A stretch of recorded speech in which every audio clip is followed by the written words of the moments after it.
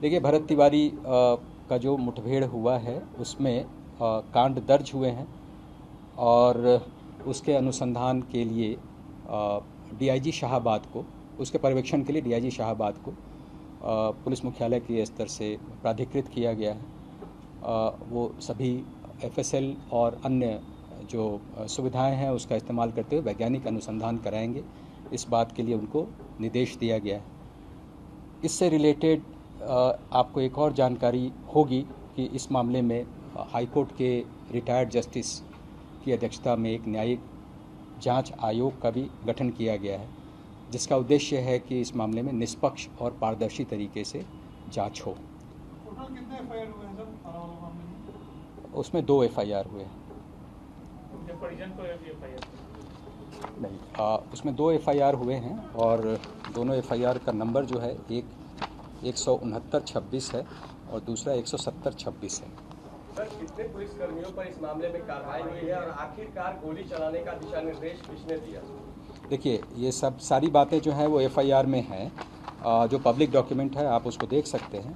दूसरा ये कि इस मामले में लापरवाही जो है इस परिप्रेक्ष्य में सामने आई है कि जब पहली बार वो 16 तारीख को हमारे पदाधिकारी वहाँ गए थे तो उसमें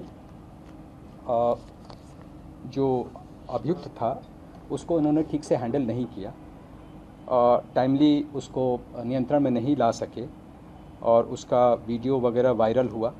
इस आरोप में एक एसएचओ, 2 सब इंस्पेक्टर, एक एएसआई और एक कांस्टेबल जो थाना से गए थे उनको सस्पेंड किया गया है।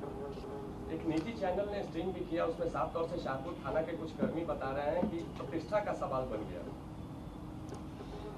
ये मामला जो है चूँकि न्यायिक जांच में है इसलिए पुलिस के स्तर से इसमें कोई भी बयान देना उचित नहीं होगा। ये सब जुडिस करना होगा, मैटर को प्रेजुडिस करना होगा रादर। तो इसलिए हमें उस पर न्यायिक जांच आयोग के मामले में कोई दखल नहीं देना चाहिए। सर, आपने उपलब्धि बताई है बहुत सारी, कितने गिरफ्तारियाँ हुई, कितने, तो क्या इनकाउंटर भी एक उपलब्धि है आप लोगों की? उसमें कितना आपने इनकाउंटर किया उसके बारे में कोई डेटा है?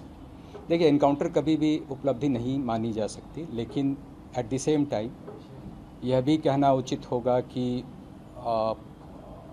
जहाँ भी हमारी अपनी जान को खतरा होगा वहाँ सेल्फ डिफेंस में पुलिस जो है वो आत्मरक्षार्थ गोली चलाती है और इस क्रम में यदि सामने वाला अभियुक्त को गोली लगती है तो वो कानून के तहत एक एक्सेप्शन है, उसमें हमें आत्मरक्षार्थ गोली चलाने का अधिकार दिया गया है। वीडियो में दिख रहा है सर कि सरेंडर करने के बाद मैं इस बारे में यही कहना चाहूँगा कि न्यायिक जांच आयोग के तहत ये मामला है और उसमें हमारे स्तर से कोई भी बयान देना उचित नहीं होगा। डीआईजी शाहाबाद इस कांड के अनुसंधान के लिए प्राधिकृत किए गए हैं, हमें उसका इंतजार करना चाहिए। मशहूर एक्टर पंकज त्रिपाठी के भाई पर हमला हुआ है, पटना एडमिट कराया गया है, क्या है?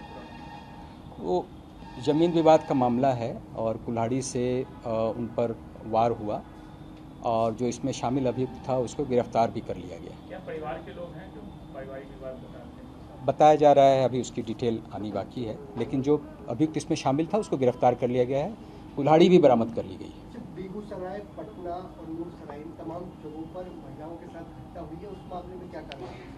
देखिए, इसमें कुछ ऐसी घटनाएं 2-3 हुई हैं जो सामूहिक दुष्कर्म से संबंधित है। उसमें तत्परतापूर्वक सभी अभियुक्तों को, ऑलमोस्ट सभी अभियुक्तों को गिरफ्तार कर लिया गया है। पीड़िता का मेडिकल जांच भी ससमय कराया गया है और उसका जो बयान होता है न्यायालय में वो भी कराया जा रहा है।